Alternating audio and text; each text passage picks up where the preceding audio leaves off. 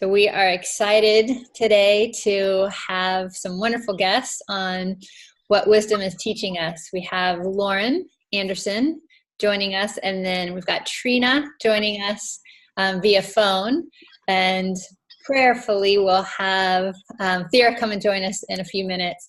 But I just wanted to take a time to introduce these wonderful women, let you hear a little bit about their life story, because they're powerful women who have done amazing things in the industry, that have also been women of faith and women who have cared for their own selves and their bodies and their health. And so I wanted to take a little bit of time to just interview them and hear their stories, portions of their stories, and hopefully, prayerfully, Lauren already suggested maybe we'll have a phase 2 of this someday, but to inspire you and to encourage us all to know that we can be women of faith and women of strength that have a mission and a calling to inspire others when we are fulfilling our own God-given gifts. So I think what we'll do is just go right ahead with the first question. And as you come on, I know that you could do a little bit more justice in sharing a couple of the things that you would like people to know about your own self. But we'll start first, Lauren, with you with the question about life. And the ones that I shared with these beautiful women beforehand, this is the first question about life. What is one of your core values regarding living life to the fullest, utilizing the gifts and talents that you've been given? This can relate to your contributions via your professional endeavors. So, Lauren, would you like to start and share? I don't know why, but when I didn't hear any of that question. Okay. It just went muted. Okay. I'm sorry. It's okay. So that question is the first one that I sent you all about life. Just what are your core values regarding those things that you see are so important to you, just fulfilling and utilizing the gifts and talents that you've been given related to your career. So something that you'd like to share with people about your own career aspirations and utilizing the gifts God's given you. Okay, well, just in case, everyone doesn't know who I am. My name is Lauren Anderson. I was a dancer with the Houston Ballet for many years. And I thought that my calling was to be this ballerina that, this African-American ballerina that gets to do all the classical roles and has this great career. But that wasn't it at all. It was actually to teach children. So I'd say a big thing is what's been given to me is I've been dancing for the glory of God for quite a few years, I'd say a decade or so, on purpose, with purpose. But I found that something I believe in is giving back, but teaching with the same vigor and purpose that I put into my faith and my everyday life. It's kind of all tied in. It's none of it separate anymore. That's where I am in my walk. And also being true, being authentically me. I mean, I don't know how else to say that, but and I try to bring that to my students. My whole mission now is teaching students, teaching young people, filling in whatever gaps God wants me to fill in that they're not getting in other places. So I try to do that like in a full circle where everything, it's all related. It's never separate. Like my career is not separate from my faith. It's not separate from, does that make sense? It's all connected. I don't know if I answered your question. Yeah, you did. But that's my thing on life. Okay. Absolutely. Okay. Yeah, you did. That's great and very inspiring. Trina, how about you? Could you share with us about just your core values? And again, I know you are such amazing, beautiful women. Do you want to share a little bit about your own story or your own history? So I'll let you go ahead. Oh, well, first I want to thank you very much for asking me. And this is quite a pleasure. I wish I could see you all. Do that next time. I have a beautiful beautiful life. I was given a beautiful life through my mother. Sadly, my mother did pass when I was born. She had cancer, and my aunt told me that I had. I was born coming into this world dancing. Okay, at least moving a lot, whatever. And I did also hear from my aunt that my mother did say that I was going to be an entertainer, some kind of entertainer. Well, dancing was my first love. I always wanted to, as far as I can remember, I wanted to dance. I love to dance. All types, and given life by through God the Spirit and through my mother, I didn't want to abuse that by doing anything bad to my body inside, or not taking any drugs, or not drinking hard, or I don't drink at all actually, but to be as pure as I can. And knowing also that my history of my family's history of cancer, and I'm loving the life that was given to me through my father. My father was lead tenor sax man for Cowboys band, and so when he came off the road, basically more so in the early 50s, that we started to taking me to ballet class. And he was my mother and father up until he passed when he was 96. And I'm so blessed for that, to have that, that in my life while he was on the road. My aunt raised me for some years, and she was very religious, and so I was absolutely, raised in the Presbyterian church, the Bible, everything. So I still, to today, want to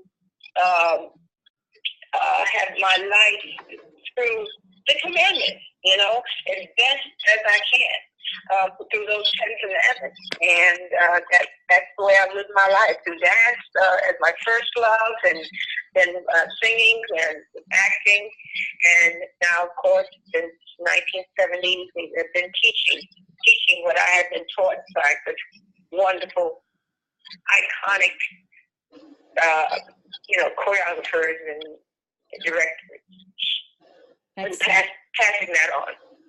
That's excellent, Trina. Well, with both of you women, we could just do a whole documentary on you individually, because there's a wealth of information for you to share about your careers and aspirations that you've fulfilled through your discipline and dedication as women, and the determination that you've had and the goals that you've accomplished. It's just so amazing. So thank you for sharing a bit about how you've been utilizing your gifts and utilizing those talents. And it's so evident to bring honor and bring glory to God. And that leads us to the next question in particular, really specifically looking at just your faith, just describing why and how you anchor your faith in God along your Christian journey. And if there's a verse or any type of teachings or values that you have followed yourself, and things that you would really encourage other people to understand and to implement in their own life and their own journey. So Lauren, you want to start with us again with just the faith component of your journey as a believer, an artist and woman, and person that is so faithful? It's so simple for me. All things through Christ. It is so simple for me. I am in prayer a lot because I'm not exactly sure most times which way to go, which way to turn, what to do. And I'm not a person, I don't like to do nothing. I'm not if you don't know what to do nothing. So if I don't know what to do, I pray. Now, am I sitting still? Yes. Am I running? Yes. Am I dancing? Am I at the bar? Yes, doing pliés, sometimes it happens whenever it happens, but I will say that's how I'm prayer led, especially lately. Yeah. As much as I possibly can. And you feel like you have that in your own life and a way to share that with the people that you encounter, either through your audiences or through your students, or tell me about that part. Well, it's funny. Yes, I've always said I don't want to direct. I'm not good at choreography. I can't. And you know what? I can't say that anymore because now God has led me to do all of those things. And I had no idea that I was capable or would be put in that position, but I have literally been led in each one of the things that I said I didn't want to or I couldn't do. So I tell my students, and I'm leading by example, and I've let people know that. That's been a testimony. I have said it to whoever will hear it. I do not want to direct this ballet, but I'm sitting here directing this ballet because God told me to. He's put me here to do this, and I didn't know how a lot of it was going to happen when it comes to a lot of different things. But I can honestly say that God has put me in those positions. So I teach my kids that. And I know in a lot of public schools, prayer's been taken out and we're not supposed to speak of such things. And I'm telling you, I'm in there. and I just, I go with what I'm called to do. I don't know what else to do. And I have not been pushed out. I have not been pushed away. I can only lead by example. I might be the only big book that person sees, so I just do what I'm called to do. I'm not beating people over the head with the Bible. That's not it. With the word, but I do use the word in almost everything. Yeah, that's beautiful. Thank you. How about you, Trina? Can you share with us about your own faith journey and share a little bit more? Thank you. Oh, yes. As I kind of mentioned before, I was so blessed to have been brought up in a very spiritual church, a family with my aunt raising me until my father could really come off the road. And when I started living with my father, we did go to church every Sunday, sometimes Saturday. But all day Sunday, and I was, the base in the Bible. The only thing is that I always wanted to dance, and my father knew I wanted to dance. And at that time, there was absolutely no dancing in the churches, no praise dance, and my aunt being really very kind of fanatic in religion is that no dance and only singing in the church. And I knew that there was more to give and give spiritually in other ways, because I've always been, a person to get out there and get the message out there that you have to be spiritual in whatever you do. Whatever your profession is, and use spirituality through that,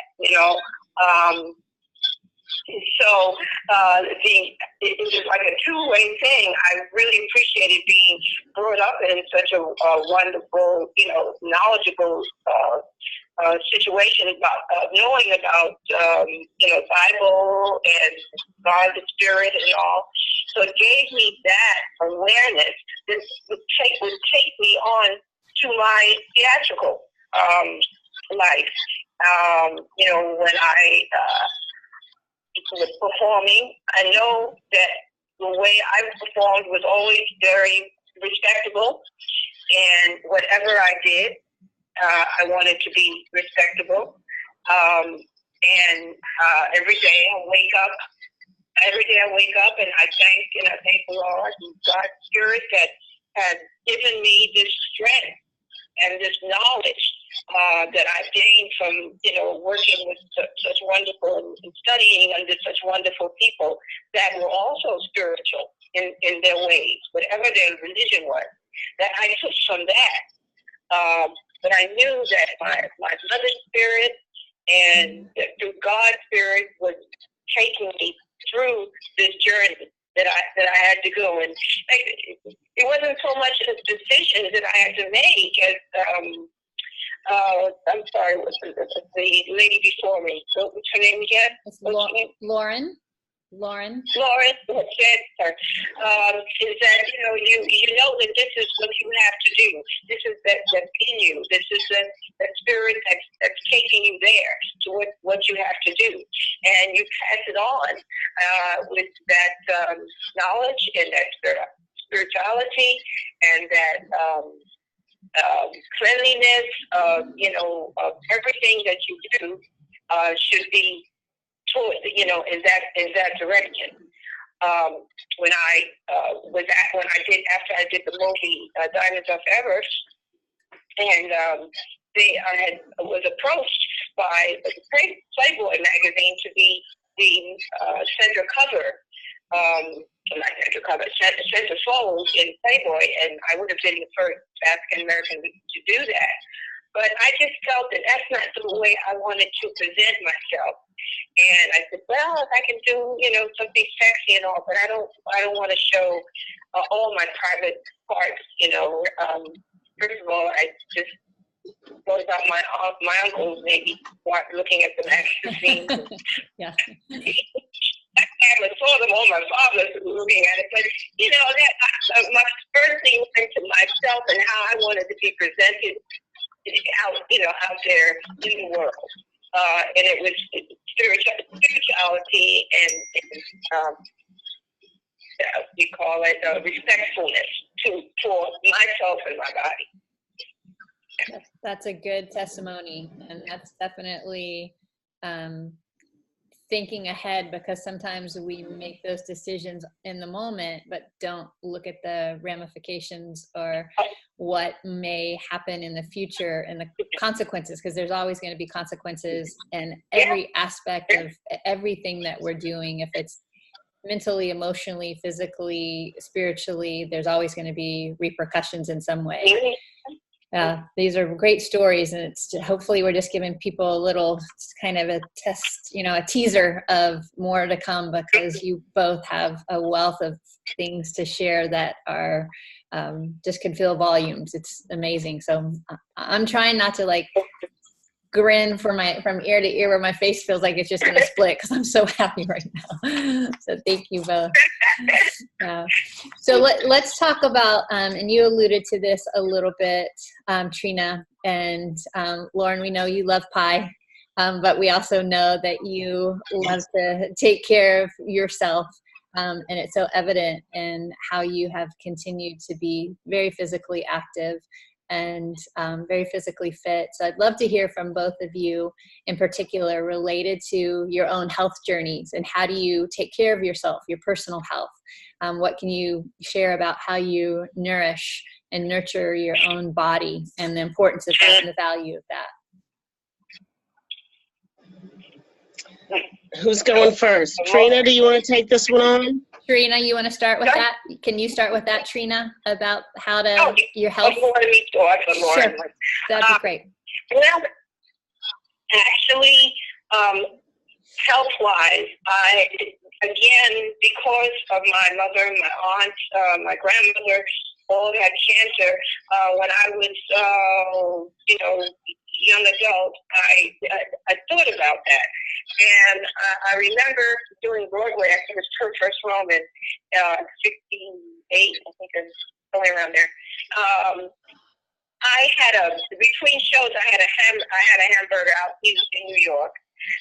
And that just did not go well with my stomach. I think that was the last hamburger that I had. I can remember having, at least I knew on the street, wet, unless it was someone that cooked it at home. Then, when I thought more and more about it, when I had my daughter in '73, my husband and I, he's gone now, but we both went to the Lamaze classes for natural birth, because I started on that, and I said I don't want to have anything in my system for my daughter. I wanted it to be natural. And then a friend of mine gave me a son who was actually way before his time too. He was natural, not only natural, he was a raw.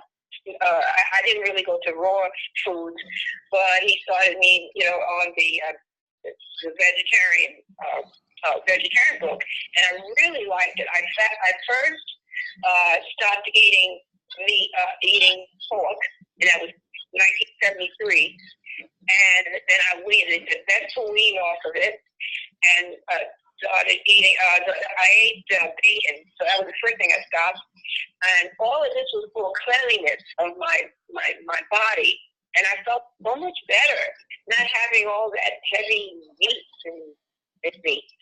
And then so I had a turkey, bacon, and then like in '74 I stopped eating chicken.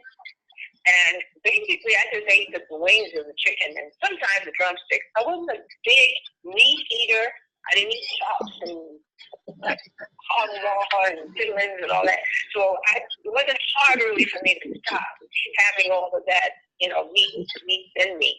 And reading more about meat and, having it better for your body and spiritually and mentally and health-wise and skin-wise and everything like that wise for your body. And by 70, I think 74, I was fish. By 76, 75, I was complete veggie. And I stopped eating meat, fish, or fowl. And I think the last time I had fish was lobster. It was like 76 or so. And so I've been on that vegetarian strict veg from 1976, and about 10 years I've been a vegan. And a vegan, no preservatives and no dairy. I was told by my doctor, nutritionist, that I should have some eggs, which I didn't like. So I broke down and bought a blender because my things are still in Palm Springs and my blender's there. So I brought one blender so I could have some protein drink. And so, not fattening and vegan vegetarian drinks for my body. And so that's what I've been on for my life since that time. And I feel so much better, so much lighter. And you hear, so often you hear on news, well, something's wrong with the meat and with the hamburger meat or the chicken meat. And I said, I'm so glad I'm a vegetarian. I could worry about that. But that's one thing that has really helped me in my strength and in my skin.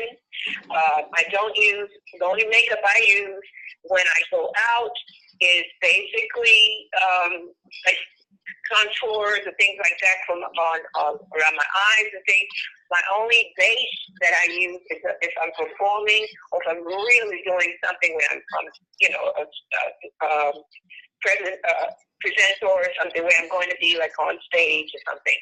But basically, I don't wear base on my skin. I just use the natural shea butter or type of butter or different types of scented, but natural scented butter on my skin, face, and body.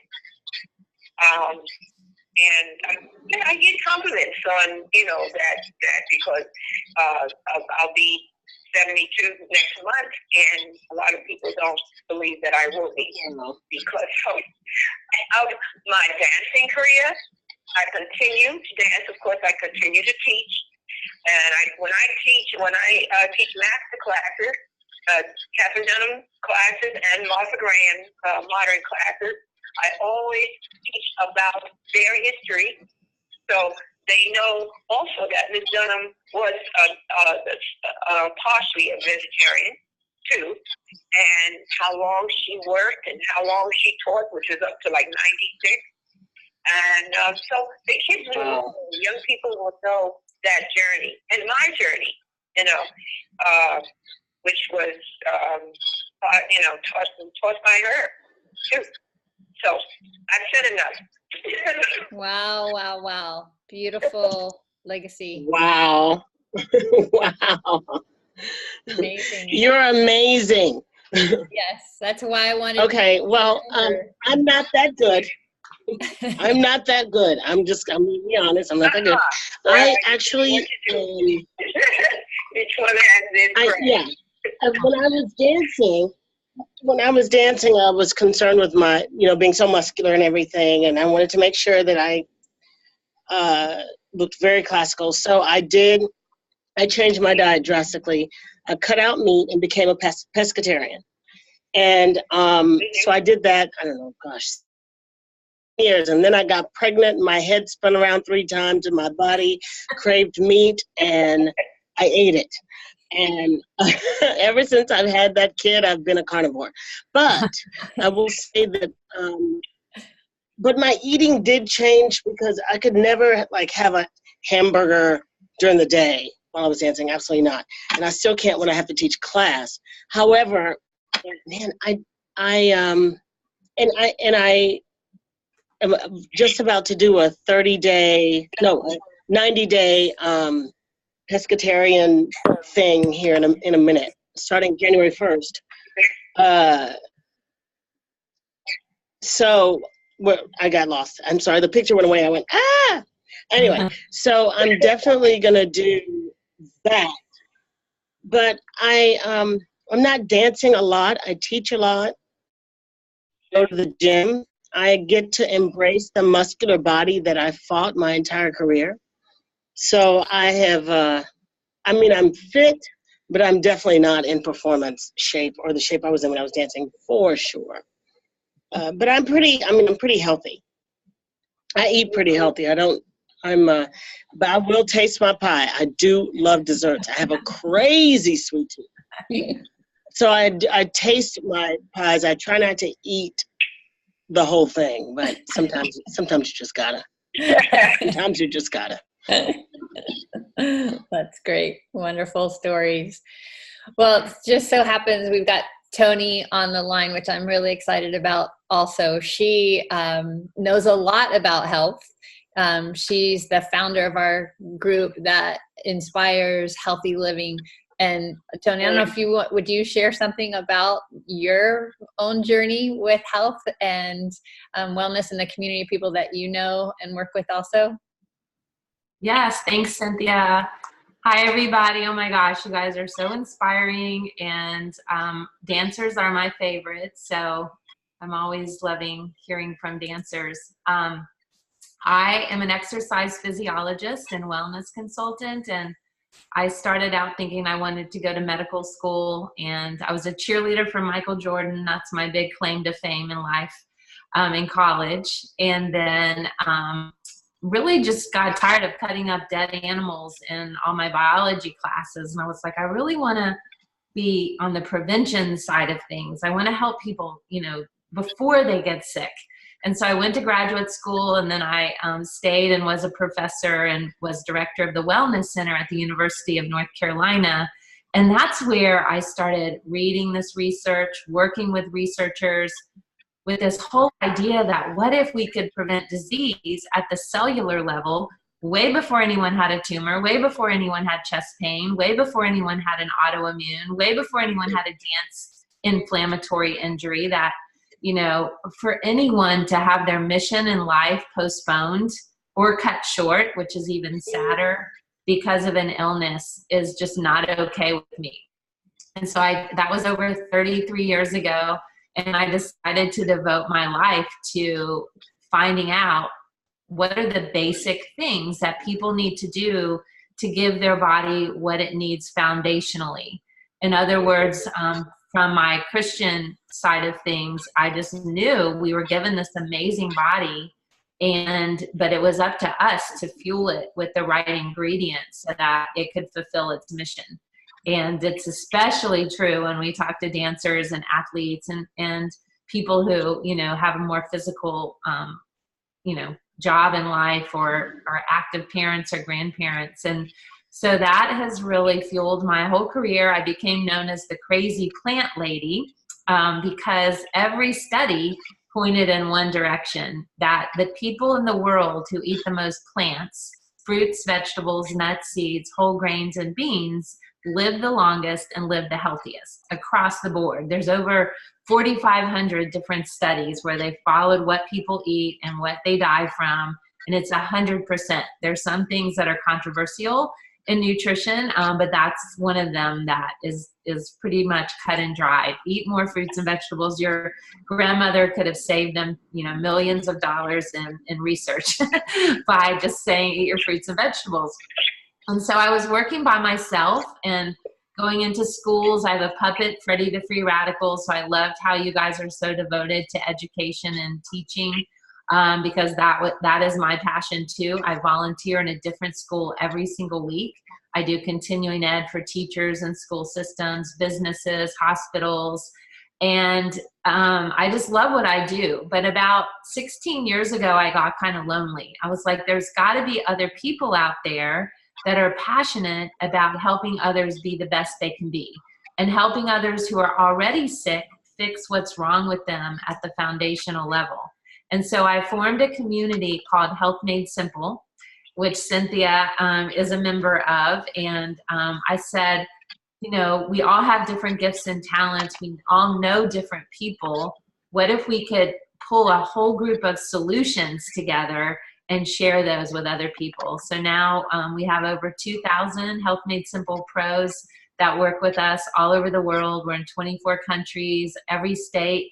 And everyone kind of does their own thing outside of Health Made Simple, but we all believe in some foundational things, that people need to move their bodies, they need enough sleep, they need to stay hydrated, they need to eat a predominance of plant foods to keep their body alkaline, to keep their microbiome, their good gut bacteria healthy, because that determines their immune system, their metabolism, even their happiness. 90% of serotonin is made in your gut. So we see so much depression, we see so much anxiety. I work with a lot of performers. We're seeing this a lot with young performers, that they're not getting the nutrition, the hydration, and the sleep that they need. It not only affects their performance, but their psychological health and emotional health as well. So it has just turned into this amazing thing. So with Health Made Simple, we partner with awesome individuals and organizations and businesses that their mission lines up with our mission. So all of our solutions are things that you can do forever. They're not quick fixes, they're not diets, they're not detoxes. They're things you can do with your family, with your kids, with your grandkids, when you're pregnant. Everything is based on actual research and not just, somebody's idea. And so my latest one this week is all the questions about bone broth. So we've been answering all those questions, but is there any research? So that's kind of what we are as a clearinghouse, and our clients trust us because they know I get 22 journals. So I'm the triage person of what's really based in research and what's not. But the most important part is that we are helping so many people, because Cynthia knows people that I don't know. And so because she heard my lecture when I came to Bellhaven to speak, she said, oh my gosh, I want all the people I know to learn this information. And so she joined in with us. And through that network of communicating true education and teaching people the why, not just preaching at them and giving them real solutions. So I told her I would only talk 5 minutes, but I get excited. We have cooking classes, we have food prep classes, we have gardening classes. We partner with companies that offer solutions, like the Juice Plus company has dehydrated fruits and vegetables. And, we even have people, like Trina, who eat perfectly, but are worried about the food supply not being the same as it was when our grandmothers were little girls. And so we have to make sure that every day we're getting every color of fruit and vegetable into our bodies, because an apple has 10,000 antioxidants and nutrients. and blueberries have 10,000 other ones, you know? So people get in a rut and they just need a little help, a little nudge, but they need it to be simple, affordable. They need people to lock arms with them and help them get healthier.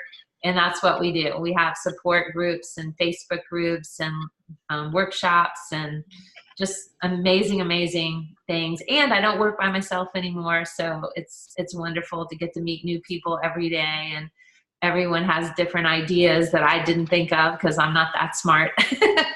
So now I just am a people gatherer, and our team is doing amazing work all around the world. We partner with St. Jude's. We partner with the Children's Hunger Fund. We're giving away 10 million plant-based meals around the world. We're giving away 4,000 tower gardens through the Boys and Girls Clubs, and they're getting their job placement rate up to close to 100% in the Boys and Girls Clubs that are using our urban gardening, because that's such an up-and-coming place for careers. So just, it's coming from all directions where it's really starting to happen to turn our sick care world back into a well care world. And I can tell that all of you are already part of that by sharing your love for young people and just your passion for life. So I'm honored to be included today. Thank you, Cynthia. Absolutely. Well, it's a joy. So thank you, Tony. And Lauren and Trina, both thank you. We'll have to do this again because our friend Thera didn't make it, and I know she's got a wealth of information to share as well, because she is such a gorgeous, lovely soul and incredible artist, and also loves God and has an understanding about using her body to honor God and to inspire others. But in closing, Trina, is there anything that you would like to share before we finish? Anything that you didn't get to say that's burning? To talk about, I like to say about my program that I wrote a few years ago, and because I had an all-male dance company that I had in this program called the Black and Brown Anthology. It's about our Black and Mexican American and African American history, and of all the different people in our history who was portrayed by actors, singers, and of course my dancers. And each scene was depicting some historic person. And we had a Martin Luther King scene. I have a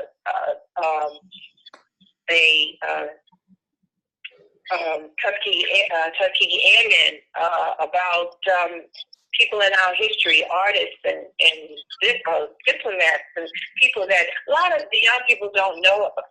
So of course, some entertainers that some of the characters, my actor friends portrayed, and I took it to a couple of colleges in high schools in California. And I also, for 12th grades and up, I have an educational program about 12 to 16 Black choreographers, iconic choreographers that I worked with in my lifetime. And also I speak of one Caucasian who's Anna Sokolow, who was one of the original Martha Graham dancers. And I had the pleasure to be in her dance company in 1968, 69. And so I speak, I've written the bios about all these different choreographers. I have film on them. And I take it to, schools basically for dance majors, but also for theater, because these choreographers like Geoffrey Holder and Carlton Johnson, who was the choreographer for the original Blues Brothers, Donald McHale, who choreographed the original Great White Hope with James Earl Jones, Lester Wilson, who did Saturday Night Fever. A lot of these choreographers, some of the dancers don't know. And I worked with every single one of them, and I knew them personally. And my first one was Olutunji Babatunde when I was about 10. I joined his company and was performing at outside performances in Harlem, New York. And then, of course, my first professional performance was 1964 with Catherine Dunham's company. And I was the youngest in the company at that time, and she was the last time that she performed was at the famous Apollo Theater. And so that's why, since 1970, I've been teaching prayer technique all over the United States. And so those are my programs that I present to, high schools and colleges and universities. And I like to continue doing that as long as I can. That's wonderful. Well, we would need to get you to Belhaven sometime because you have a wealth of knowledge and history. I can see Lauren's face and eyes just like, oh, wow. And Betty as well. And it's blowing your mind, right? Isn't she amazing? Yeah. So, well, thank you so much. Thank you, Cynthia, and so nice to speak with you. Sorry, next time I could see you, actually, Lauren and Tony. I know we spoke before, I believe. Yeah. I'd like to talk to, of course, next time so I could hear Tony a little better because some of it, because I'm on the phone, okay. That some of it I wasn't didn't hear it clearly. Okay. So, yeah. Well, we'll have to do it again. Lauren, how about you? What can you share in closing? Anything that you would like us to be inspired with, or just impressions, or just anything you'd like us to know? Well, I would definitely like to say thank you for having me. This has been an awesome conversation. I hope that we get to do this again and get Thera in here and whoever else you would like to join. But I'm just inspired and just, continue to be abundantly blessed just with getting a chance to teach young people and to have this. I have had a blessed career. I would not change a thing. Life wasn't always kind, but it got me to exactly where I am now. So I'm very grateful. Thank you so much for having me. You're very welcome. And just it's been my honor, and I know we're going to need to finish here soon.